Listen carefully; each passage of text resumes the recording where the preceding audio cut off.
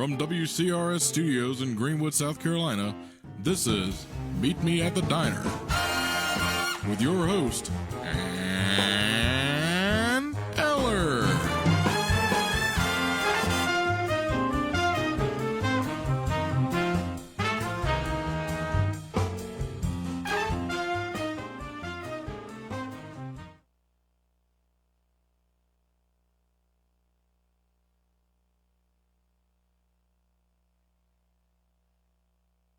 I'm excited to be here with you this afternoon as we are live everywhere. WCRS Facebook, 98.5, 1450 AM. We're also, where else are we? We're also streaming at WCRS1450am.net. And we are even live on Facebook at WCRS 98.5 FM and 1450 AM. So check it out.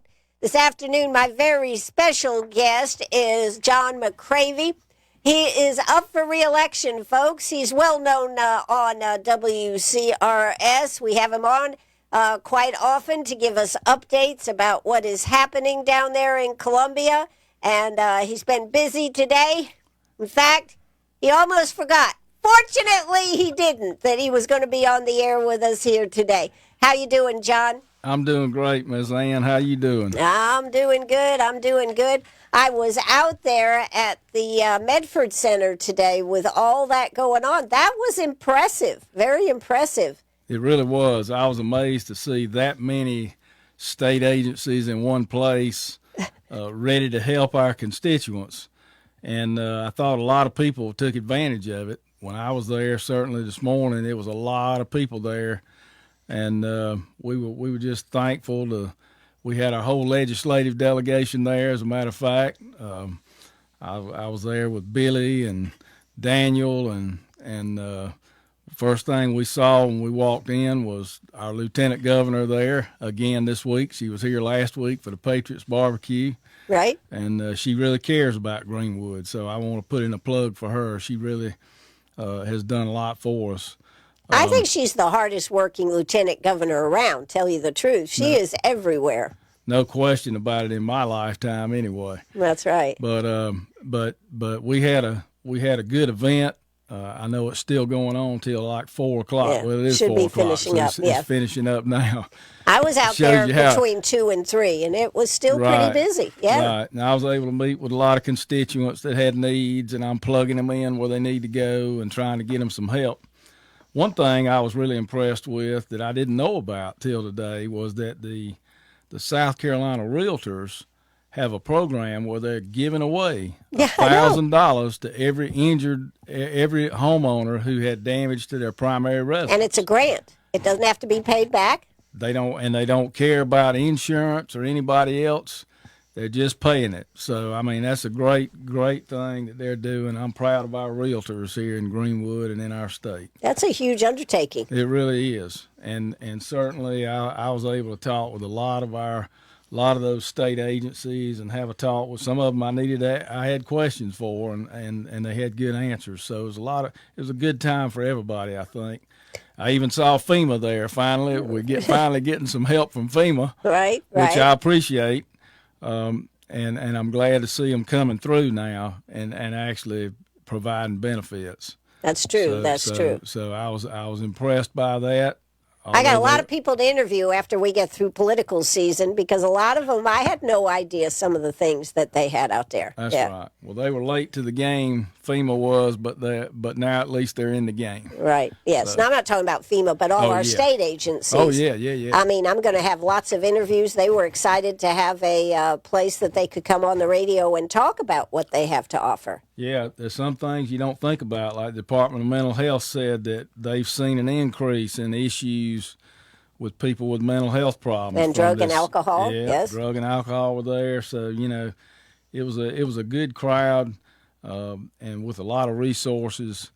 What's the name of that group? I'm trying to remember that goes around and gets the trees off the houses. Rubicon. That's Rubicon, it. Right? Thank you, Ann. I'm getting old, I guess. I can't remember names sometimes. But Rubicon, man, they impressed me. they were out there. We were getting them to help over and over and over again. Those 2 weeks that we really had it bad, and they went out. They were one of the few people that would go out, them and the Southern Baptists, that would go out and get the trees off of people's houses. Exactly. I couldn't get the DOT to do it. I can't get the county to do it. I can't get any state agencies to do it. But Rubicon were able. They could do it, and they didn't refuse to do it. And I had several constituents. This was a repeated issue where there's a tree leaning about to fall on their house. And I couldn't get anybody to go out there except Rubicon or the Southern Baptist chainsaw teams. Greenwood Go, GWD Go. That's the Southern Baptist, GWD Go. Yep. Yeah, GWD Go. So thankfully for them, we were able to get them help, but it was a long list. And I really wish there was a way we could make the state DOT or somebody get out there and get these danger trees off people's houses.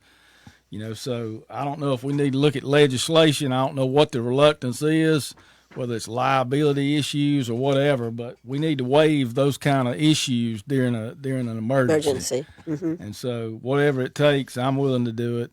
And we got a lot of things we have learned from this, So anyway, but it was a good event today. And I was glad to be out there with my legislative delegation, talking to the people, getting things done. Absolutely. Well, we had Pam Evett on here this morning, and she was all excited. Oh, she had been to, she said she'd been to every one they had.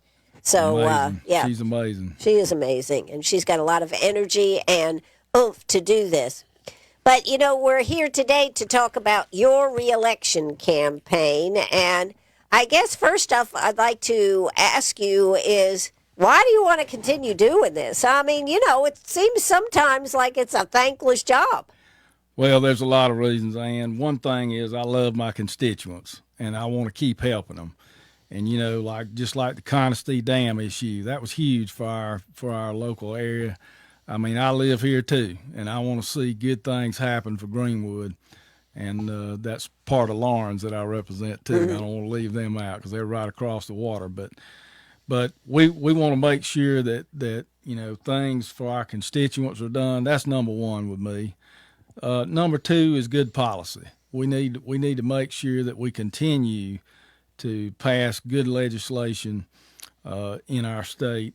And when it comes to that, we've been able to cut taxes. I like that. I like cutting taxes. I do. Right. And we like doing the things we've been able to do, like fully funding our schools, like making sure we have an SRO in every school, mm-hmm. Making sure that the only problem is sometimes you've made sure the funding was available, but they didn't get the SRO there. I mean, that's kind of a problem on that end. I know. We did the best we could, and I think they finally do have SROs now in our area. I know I talked with our superintendents not long ago, and they said that they had fully covered it now, but I know it was an issue earlier. Sometimes they couldn't find people, right? But they've managed to get past that now. So schools, when we talk about education, which is always very important to me, safety is number one. Mm-hmm. We have to make sure our kids are safe first, and so that's why that was a priority for me. Also, our law enforcement. I've been privileged to make sure that they got raises. Our state law enforcement people. They need that, and we need to pay our first responders what they're worth. And they never get paid what they're worth, but at least pay them as much as we possibly can, because they're out there protecting us, they're serving, and we need to recognize that. So any chance I get, we fight for them down there at the State House to make sure they get what they deserve. Is that really an issue that somebody wouldn't want to pay them what they could pay them as much as one could consider they are worth? I mean, even that's a relative term. Well, it has been an issue. I mean, when they're not doing it, that's I don't know that anybody publicly ever came out and said, well, we don't need to pay law enforcement officers enough, but since I've been there, we've emphasized that we do need to pay them. So we've kind of turned the corner around, and I think it's catching. So So we've tried to give them raises, sufficient raises, and no raises sufficient now. And with the inflation we've had the last 3 years, you can't make up 25%. No, you can't. Nobody can. In 3 years. I mean, Nobody if can. everybody got a 25% raise, it'd be impossible. But we're doing what we can. And so I think those that deserve it first are the ones that risk their lives. So we want to do that. I've also been privileged to help with veteran benefits, taking the taxes off of retired veterans. That was a big deal for us. Now we're looking at disabled veterans, maybe reducing their taxes on their benefits. You fight, you go over and you spend 30 years serving your country, and then you get out and then you get taxed on your benefits. To me, that's wrong. Mm-hmm. So we want to encourage veterans to come to our state, and it's particularly our county. We've got over 5,000 veterans. You may know the exact number, but I know it's over 5,000 in Greenwood County. Well, not only that, the dollars that flows in because of these veterans is huge and should be taken into account. Absolutely. It helps our economy here in Greenwood, and they make the best citizens. People who have fought for our freedom make the best citizens because they enjoy our freedom, and they understand what the sacrifice is to give it to us.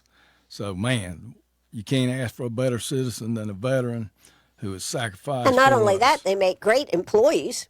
Oh, yeah. I mean, if they're retired and want to work, they make some of the best employees. No question about it. No question about it. And did y'all ever, I know at one point there was something about bypassing, instead of having them start over with their certifications for things.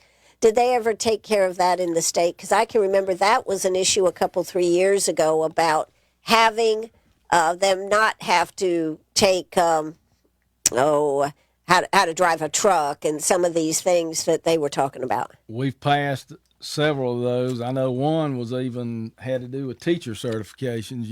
If they were a spouse that had a teacher certification in another state, moved to our state, right? That kind of thing.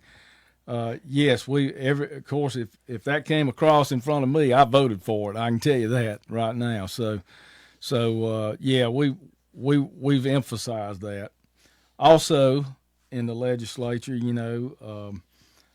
I was privileged to be the founder, and now I've continued to be the moderator of the Family Caucus in the legislature. So that's another thing that's important to me. What's the importance of the Family Caucus? Well, the Family Caucus was organized to promote legislation, Christian conservative legislation, on the social issues in our state. It was also organized to provide a fellowship for Christians in Columbia and Christian legislators, and also to make sure that we get judges elected who are conservative. And when I mean conservative, I'm not talking about Republican or Democrat. I'm talking about people who look at the Constitution from a conservative point of view, that the way it's written is the way it should be interpreted, not interpreted according to what the judge thinks it ought to be. Or in today's terms, which is what the Supreme Court of our land has been having to deal with looking at, correct? That's right. And our U.S. Supreme Court definitely strayed, starting decades ago when they started inserting their own opinion for what the Constitution said. So Roe versus Wade was one example of that. But there are other examples. The Obergefell decision is another example of that. There's a lot of them where they have read things into the Constitution that are not there, that should have been left to the states to begin with. Well, what do you think about the debate? I mean, this is just an interesting question about whether the Constitution is a living document or to be strictly interpreted as it was written, over 200 and some odd years ago. Right. Well, Justice Breyer would have told you that we need to have a living Constitution that changes with the times. Right. And he would argue that, we didn't have the internet 200 years ago, and we didn't have certain things that we have now, and the Constitution doesn't address those. Well, the Constitution was never a period document, in my opinion. It was a document of principles and rights. And so those rights survive no matter what kind of technology we have. We should still have freedom of speech. Right. No matter what kind of technology we have, we should still have freedom of assembly. And so our rights shouldn't change with the times. We need to keep those rights. And so I fall on the side of Justice Scalia, the late Justice Scalia, who was a strict interpreter of the Constitution, and he interpreted it according to the strict intent of the drafters, and the plain meaning is the first rule you look at. So you look at the text. If it says this, then we believe this. This is what the Constitution was meant to say. Mm-hmm. And so you look at the text to determine that. So there's nothing in the Constitution, for instance, that says you have a right to an abortion. Nothing. There's no right there. So that was read into the Constitution by some justices. Now, it was dealt with by state law, and that's the way it should have been left back in the 70s. But we had liberal justices then who wanted to interpret it according to what they thought it should be. So Justice Breyer would have been on their side, and I'm sure his opinions were on their side on that issue. So we need to get back to what our founders intended. Where the Constitution doesn't address something, we have our state laws to address it, and we can even have federal laws. And we can pass federal law that addresses an issue as well. Mm-hmm. So just because it's not in the Constitution doesn't mean you can't address it, but it's got to be addressed the right way according to our checks and balances in our system. Right. Well, when you talk about abortion and the heartbeat bill, which is of course now law, how many people do you think are really, I'll use the word, concerned about that in Greenwood County, your constituents? How many do you think have really strong opinions about this, John? The left is or the liberal side of things. They try to take polls, and we know that the people taking the polls, for instance, at Winthrop, are a little bit biased, and it matters how you ask, what you ask in your poll. Sure. So they try to claim that 60% or over 50% of the population thinks abortion on demand should be fine. I don't believe that. I know from talking to my constituents, from talking to my people, they are against abortion as birth control. Even if you're not a Southern Baptist Christian, okay, even the average person out here says, hey, I don't think it's right to use abortion as birth control. So I think. Do you think a lot of people were doing that? And I think they were because sales of contraceptives have soared since we passed the heartbeat bill. People are now thinking about things ahead of time. And, that's a good thing. I mean, people need to plan. They need to think about it ahead of time. So rather than throw caution to the wind, rather than relying on killing a child, right?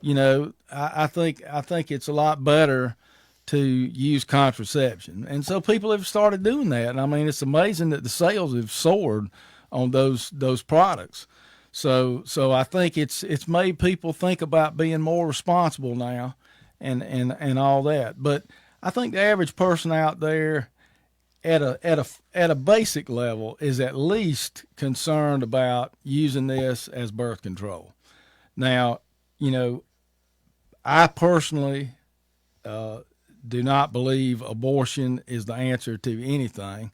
I don't think we should be aborting any children, and that's just my opinion. My faith tells me that.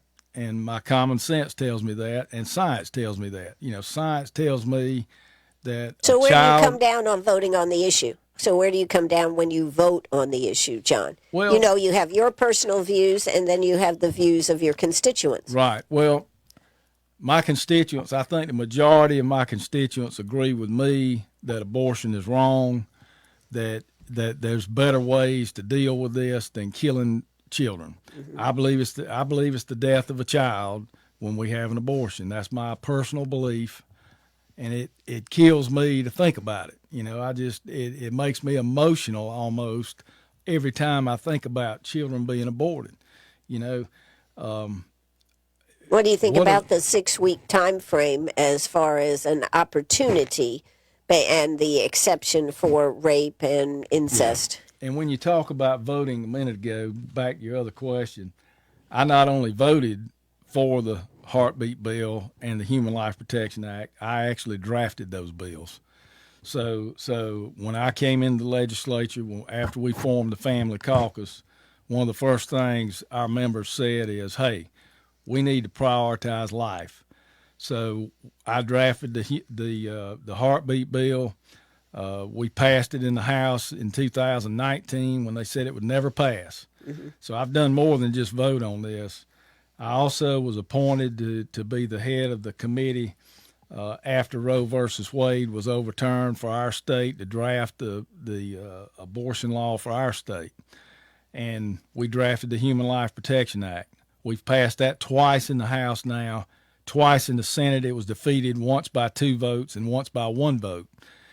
3 of those votes have flipped in the primary election. So we feel real good about bringing it up one more time and seeing if we can't pass that in the coming sessions. So what is it you want to pass in the coming session? So the Human Life Protection Act would protect any child when a woman is known to be pregnant. That's where it would go. And so, but all the things, we're not going to be able to pass it without exceptions. I personally don't believe in exceptions I do believe in exceptions for life of the mother, obviously, you know that. Every pro-life person does. And we have great protections in our law. Mm-hmm. As a matter of fact, we have listed, when we drafted that last bill and the heartbeat bill, we talked to all the OBGYNs across the state. Mm-hmm. I personally talked with many of them. And I asked them, give us every condition that can endanger the life of the mother. And we actually put that in the bill. We've got like 9 conditions in there that can endanger the life of the mother. So if we have a condition, it's not going to be maybe like, wasn't there a case in Texas or something? No, we don't have that. Our law is very tight. It's easy to understand. The medical community has no questions about it if they read the bill. I've heard some doctors claim that they didn't understand it, but it's not. It's very understandable. And most doctors, the bill was drafted by doctors. Let me just put it that way. The exceptions were drafted by doctors. So the language is in there that they can understand. And the SCMA, the Medical Association, looked at that bill. They did not have huge objections to it. I'm sure they didn't like the part about penalties for doctors, but the medical part of that bill has been vetted by every organization we could think of, because one thing we want is medical clarity. So that bill was drafted with 100% medical clarity. And there's no excuse for anybody saying they don't understand something. It's all in that bill. Now, the back to the Human Life Protection Act, though. Yes, I personally don't believe in an exception for the exceptions they talk about for sexual assault. I don't believe in, and the reason is because if you believe a child their life is being taken away from them, just because how they were conceived should not be a reason to take their life away. Mm-hmm. Now, I know the mother may not feel good about the whole thing, but you got to look at the child too. And the death of a child has to outweigh other considerations. And certainly we need to take care of these women. We have made it a priority to try to help women who are pregnant, that have an unexpected pregnancy. We funded a lot of these crisis pregnancy centers across the state to try to help with that. There are numerous resources that they have that they can plug these girls into and these women into. So I think we are taking care of What about women. Futuristically, when a woman wants to give a child up for adoption or something? Have we made any strides on that? I know that was something you were working on. We certainly have, and I know Senator Garrett has worked hard on this issue of trying to smooth and make it easier to adopt children and less costly. It costs too much to adopt a child. It shouldn't be that way. And so Senator Garrett is working again. We did pass one law that allowed the the process to be smoother and quicker, instead of having, a lot of different studies done and all that. When there's no question about the parties and it's an uncontested adoption, why should you have all those procedures in the way of it? Mm-hmm. So we've smoothed out some of that and reduced the time for an adoption in the courts. Senator Garrett is looking at even more a deeper dive into that, about how we can make it easier to adopt, how we can cut down the cost, and how we can cut down the time. So he's working on that right now, as a matter of fact. Well, so what is your plan for next year as far as the protection, the Human Life Protection Act. Are you trying to get that passed so there won't be any abortions in the state? Or well, there will still, like I said, there's going to be exceptions in that bill. If it was up to me, there wouldn't be exceptions for sexual assault, how a person is conceived, or disability. I don't think you should terminate the life of anybody for a disability. So these are lives, and that's what we have to recognize. So, but the bill will have those exceptions because we haven't yet convinced the public, and we haven't convinced the legislature that we don't need those exceptions, that we can deal with those children. So it'll have exceptions in it for abortions. I can't stop that. I won't be able to as a practical matter, but the public is going to have to be convinced that it's not necessary to ever abort a child. And just like the American, I forget the exact name of it, but there's a group of obstetricians and gynecologists that are pro-life. I think it's the AAPLC or something like that. And they say, there's really never a reason to kill a child in the womb. So if it becomes necessary for the mother to have to separate from the child, you separate the child. You don't kill it. You try to save the child if it's possible. We don't want to get like some of these Democrat states that are passing laws that, children born alive can be allowed to die. We just don't want that. Well, that's horrible. And it is horrible. And we've gotten to a point where some of our states have become just barbaric. Mm-hmm. So we don't want to be that in South Carolina. And I think the majority of my constituents, and the majority, I think, of the citizens of South Carolina don't want abortion for birth control. Okay. All right. Well, there you go. That's another discussion point. Now, a hot topic in May and June, was the liability insurance law. What's going to happen on that one with the bars and with liability insurance? And I know Senator Garrett has been working on that one. But what is the crux of what y'all might be able to do this year? Well, we know that the insurance companies doubled, tripled, and quadrupled the premium for certain bars and restaurants, and they're actually, I think it's mainly the bars. Mm-hmm. So if a bar serves more than 60% of their revenue comes from alcohol, their insurance premium has gone way up. Now, one of the reasons for this, I think, we don't know in South Carolina. There was a committee appointed by the speaker. He recognized this as a problem, mm-hmm. and so he appointed a committee to look into that for the House of Representatives. I'm not sure about what the Senate did. Right. I just know what we did, okay? So the House of Representatives appointed a committee of, some of them were insurance people that were serving in the legislature. And some of them were affiliated with restaurants and different things.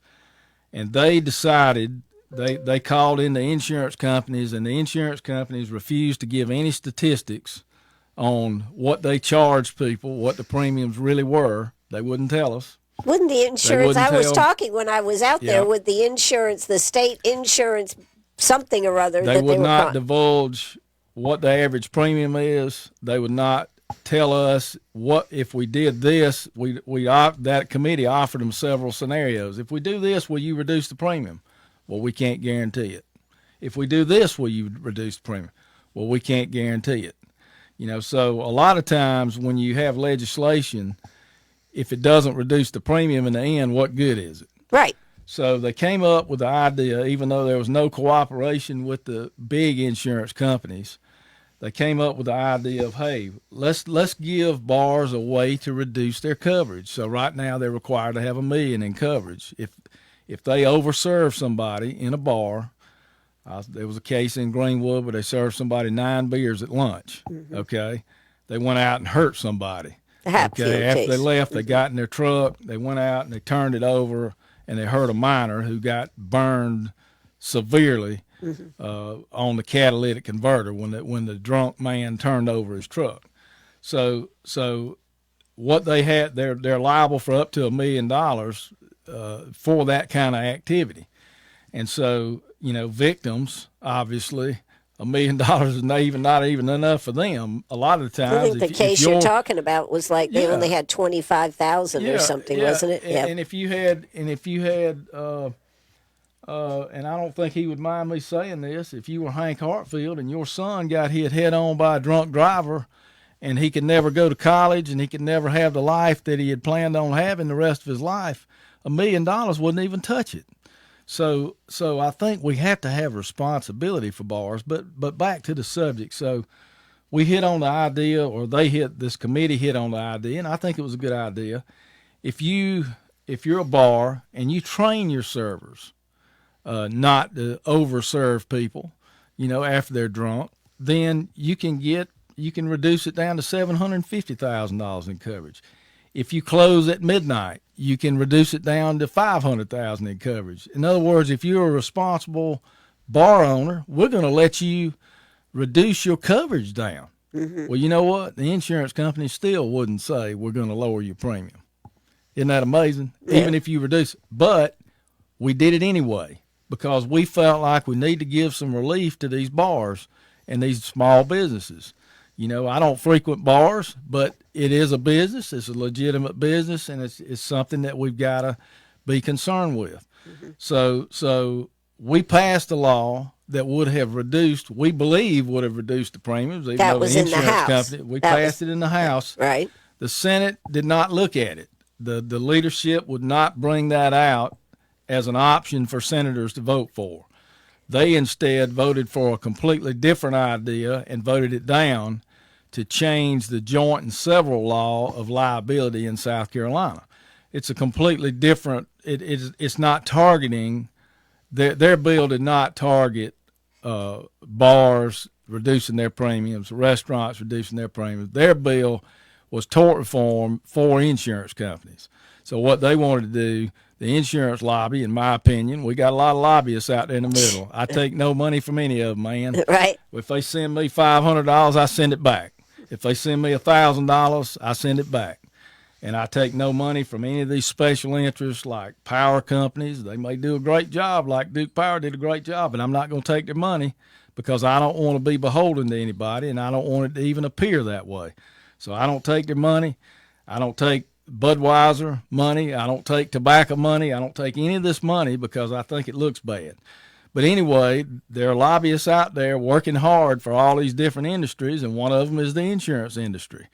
And so they're out there working very hard, and they work the Senate pretty hard to say, hey, let's get this bill up instead. Let's don't worry just about restaurants and bars. Well, who is supposed to be writing the bill? Who's supposed to write the bills? Well, Lobbyists? The legislators are. Right. Exactly. Okay. You know that. So anyway, I don't know what happened in the Senate. I do know that bill was voted down because it wasn't just a bill for the restaurants and bar owners. It was way beyond that. So what will be your position as far as this year in the House? What do you see the House doing, or is the House going to do nothing and wait on the Senate? What is going to happen? That's a good question. The leadership may say, hey, we passed the bill. They didn't take it up. Now it's their turn. Let them pass it. It is a new session, so I can see some value in passing it again and getting that through. We do need to help these small businesses, the legitimate ones.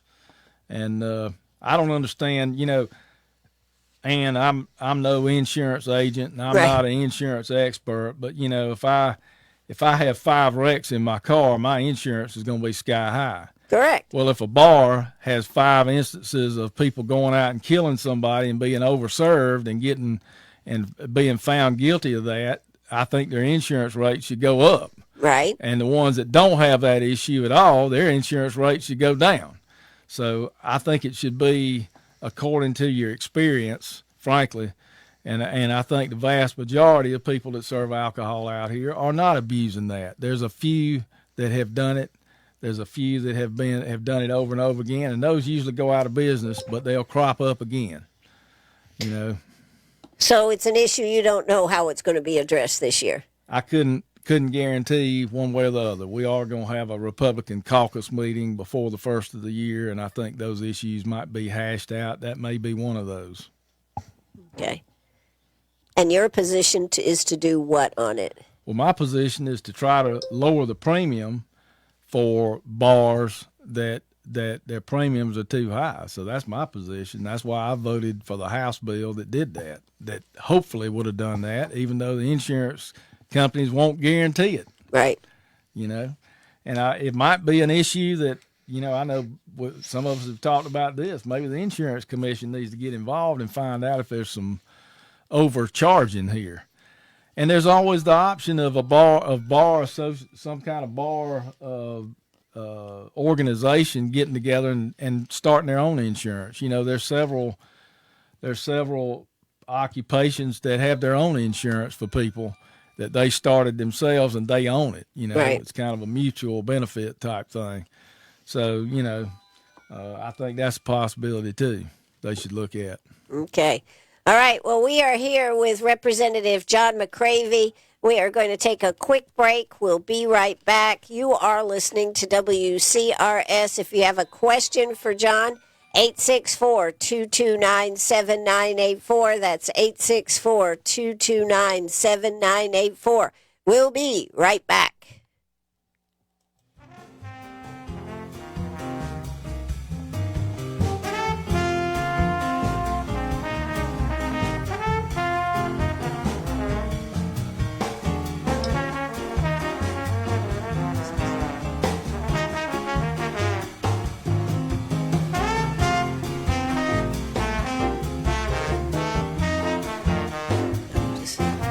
Just 1 second.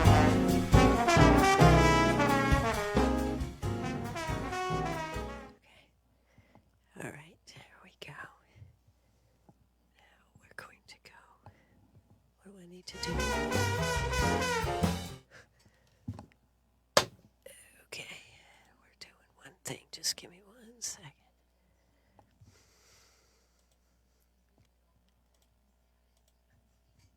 Okay, where is it? Intro.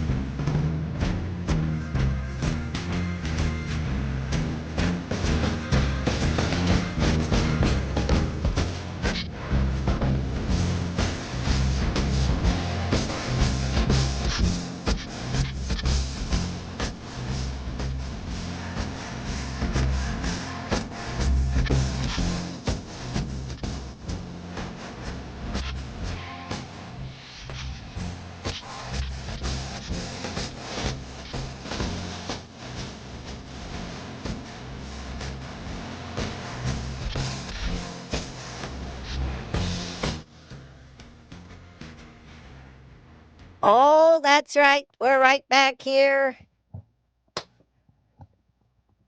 WCRS Radio. Looks like we did something wrong on Facebook today, folks. So we are going to continue right here. Just hold on just a second, and we'll be right back live with you. Just hold on just a minute.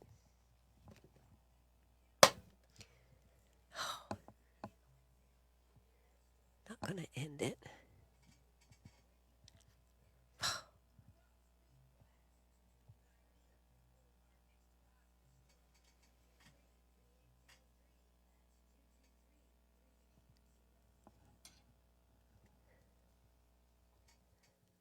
Okay.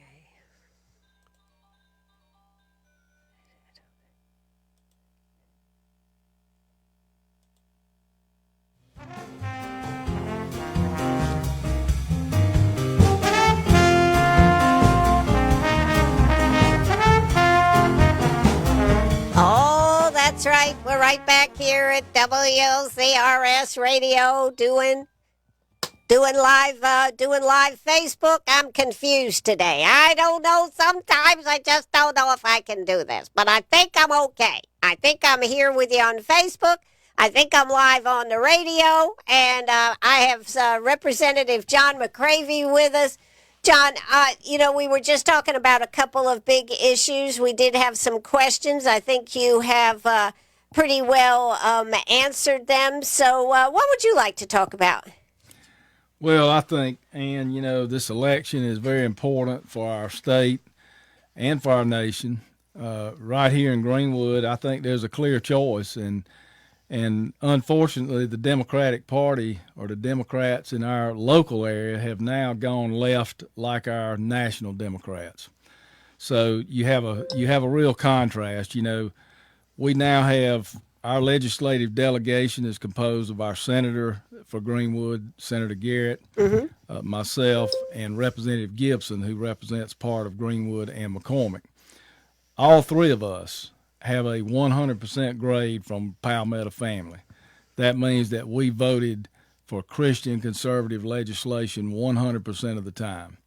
And I think that's important. Palmetto family endorsed us, and so did the Citizens for Life. All three of us are endorsed by South Carolina Citizens for Life because we stand for life in the General Assembly. All three of us are endorsed by the NRA as opposed to our opponents who get a pretty bad grade there. And the National Federation for Independent Business, which represents small businesses across the nation, they've endorsed all three of us. By contrast, our opponents are endorsed by Planned Parenthood, and they're funded. Every one of them got money from Planned Parenthood. And I'm proud that Planned Parenthood doesn't like me and doesn't endorse me. Thank goodness they don't, because this is the group that has profited from abortion in our state, that we have managed to defund almost completely from state dollars and federal dollars.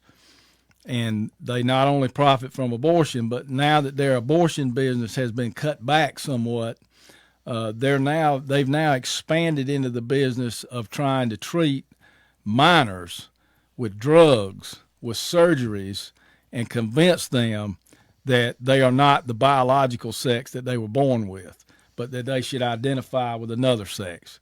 So this is what they've gone to now, the next perverted propaganda that they've gone to. And this is who's supporting our opponents. They're blatantly supporting them. They give them money, and the LGBTQ organizations are also supporting our opponents. I know that Billy Garrett's opponent has taken money from a national lesbian PAC that wants to elect the first lesbian in South Carolina, the first open lesbian person in South Carolina. Well, her sexual orientation is not something that I'm concerned about. What I'm concerned about is what agenda she is going to be pushing if she's ever elected in our state, and it will be the indoctrination of our children. The left. We know that the left is trying to come after our children. They want to terminate them in the womb. If they're born, they want to indoctrinate them, And if they get to higher education, they want to continue that indoctrination. So it's everywhere you look. They're being exposed to pornography. We passed a bill to try to stop that this past year, and only Democrats opposed it. So we've got. Why do you think we have to have such a harsh line between the two? Back in the day, people used to work together. Right. What has happened to our Right. Well, I don't know, Ann, because it just seems like to me it doesn't make sense. I know I'm going to tell you this, this is a little inside baseball, but I have Democrat legislators who come up to me and they'll say, I'm not for all this transgender stuff for minors. I think it's awful. But then they go vote the other way, and I can't understand that. I have legislators that come up and say, well, I don't believe in abortion, but I've got to vote that way because I'm a Democrat, and they've been brainwashed somehow. I don't understand that, and that some of these people are good people. I don't have anything personally against anybody. It's not that. It's not about that. I understand that everybody has different views on things, and there are a lot of Democrats. Hey, I like them as people. Mm-hmm. But the way they vote just perplexes me. I just don't understand it. So for the life of me, I wish I could explain that to you. Maybe there's a brainwashing course that they take when they file as a Democrat that makes them not have common sense. But I don't understand that. We need to go back. If we hadn't experienced COVID, and that was a terrible thing, would we have ever understood what was happening to our children? Whew. I tell you, this, it's a sad thing. I was talking with the mental health people today about the epidemic of mental health issues with children today. Mm-hmm. And I can't help but understand, and we know that surveys show that the number one cause of mental health problems in children is social media. And probably right along with that is pornography. And so we've got to somehow get a handle on this. Our laws are behind. We passed this law that required strict age verification. Mm-hmm. That has been very effective in other states, and I'm hoping it's going to be effective in our state to stop this stuff. And it's just terrible to think about a child at the average age of 11 years old looking at pornography. It's pitiful. It's no wonder when we got all this gender confusion going on, pushed by the left. Now they want you to ask your child, well, do you feel like a boy or a girl? Well, look, I mean. Well, I think kids quite often. One day they want to be out playing Indians, and the next day they want to dress up in dresses. Right. So, I mean, I raise children. Everybody's raised children. They understand that, you teach your children to be what they are, and embrace that. There's no need to fear that the fact that you're a biological male or a biological female. You need to embrace that. And the Biden administration has even passed a rule recently that's going to say that you have to affirm a child's gender confusion. If they're confused and they think they're the opposite sex, that you're going to have to affirm that. Otherwise, you're abusing your child. And this is coming down from the Biden administration. We may have to pass a law this year to try to stop this federal intervention that's coming in that's going to tie it to DSS money, tie it to Medicaid money, and everything else. So, I mean, it's sad that we're in this state, in this state of affairs, but it's no wonder that our children in this day and age, with the confusion, with the leftist ideologies and everything else, it's no wonder they're having mental health problems. It really isn't. Absolutely. Well, as we get ready to finish up here today, I wanted to give you a couple of minutes here. We did have one comment come in here, and maybe you could respond. This was on the insurance companies, and the insurance companies are restricting what the bar can do if coverage is renewed. Like no bands, no jukebox, pool tables removed, etc. I don't know about anything like this. Do you understand anything about? Have you heard any of that? That's the first I've heard of that. I mean, I don't see what a jukebox would make any difference in your insurance premium, but no. I could be wrong. Insurance companies have actuaries that calculate everything, so they know they can pretty much know from epidemiology what's going to pay them and what's not.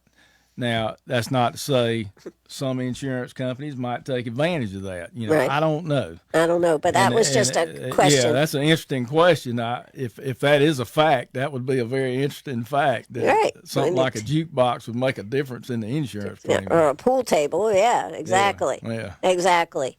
Well, I wanted to give you a couple of minutes just to make sure everybody knows that they need to, whatever you'd like to tell them about voting for you or what you would like to say here to close it out. I just think that there's a clear choice. The delegation that we have is Republican. The Democrats had these seats for many, many years, and you see the point to where we got. So I think, we do have the voters have put in the 3 Republicans in Greenwood for the state offices. I think that was wise. I appreciate it. And I think that if we want to continue to protect our common sense values in South Carolina, we need to go in there and vote Republican. And I'm not, I never used to vote Republican. And years ago, I would go in and I'd look at each candidate and make a decision based on what I knew about them. But I don't have to do that anymore because when I go look at the individual candidates, it's always Republican. Right. So that's what I've done, and I'll go in there and I'll check Republican this time, not because I don't want to consider all the other alternatives, but I've already considered them. Right. And so there's a stark contrast. It used to be that some Republicans were closer to Democrats, some Democrats were closer to Republicans. It's not that way anymore. Not in our area. That's what I hate. It's either extreme left or it's Republican. You Right. don't have a choice. It's either extreme left or Republican. So I know that when it comes to the election, these same Democrats that are supported by, the LGBTQ PACs and all that, and they have the leftist agenda, Planned Parenthood. They try to act like, well, we're it's not about the party. It's about the area and all that.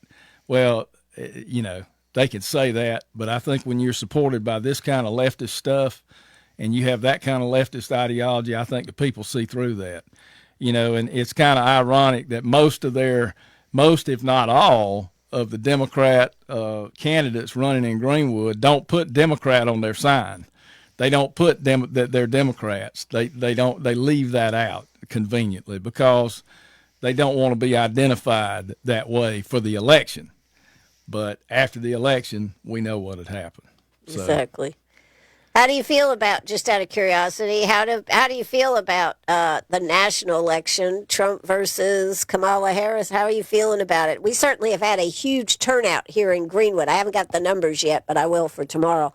But how do you feel about it? Well, I think former President Trump got out the word that we need to bank our votes. So I think you're seeing a huge turnout because, the last time we had early voting, I think there was a lot more Democrats that voted up front than Republicans. A lot of Republicans wanted to be traditional and wait till the last day. I think that's changing. And so I think this huge turnout early that I've heard reported everywhere, even in Greenwood, is because Republicans are voting too. So I think you're seeing a reaction. I think it looks like former President Trump is surging ahead in the polls, not by much, but there's a little bit of movement that way from what I'm seeing. You can't trust polls 100%, and of course they say that Trump is always underpolled and over-delivered in the election. So if that's the case, it looks pretty good. And what about Christians voting? We have I've heard a lot of discussion about Christians don't vote. Well, it's certainly true, and I hate for it to be that way. But I don't even think 30% of Christians vote in statistics wise. So if that's the case, we could have a completely different country if Christians would get out and vote. And I know, sometimes they're disillusioned. When it comes down to this election, you have a binary choice. And you might prefer a Pence or somebody else that more reflected your values, as a Christian. But the difference between these two is so dramatic.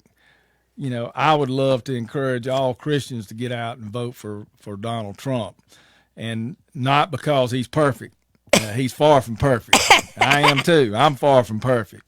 But, you know, I wish I could take back some of the things he's just said off the cuff, you know. But if you heard me in my living room, I might say something off the cuff sometime too, you know.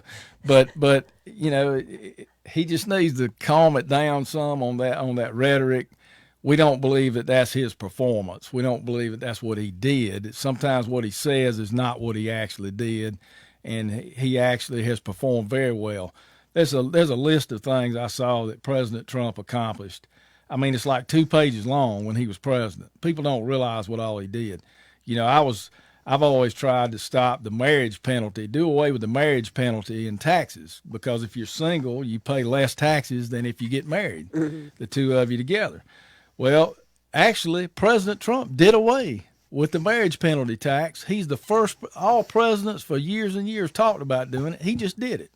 So there's no longer a marriage penalty tax, a federal tax, but we still have it in South Carolina. So I've tried to propose legislation. We still have it in South Carolina? We still are penalized. You pay a little bit more if you're married than if you're single, and it shouldn't be that way. Now, it's not all that way for all tax brackets, but It is for a lot. So we need to change that. I've proposed a bill to change that, but so far I hadn't been able to get traction on it. But you know, that's just one little example of the many, many things Donald Trump did for our country that we don't even know about. You know, he was a doer. He was somebody that got things done. And that's what we need in there again. We need somebody that will get in there and get us energy independent again like he did.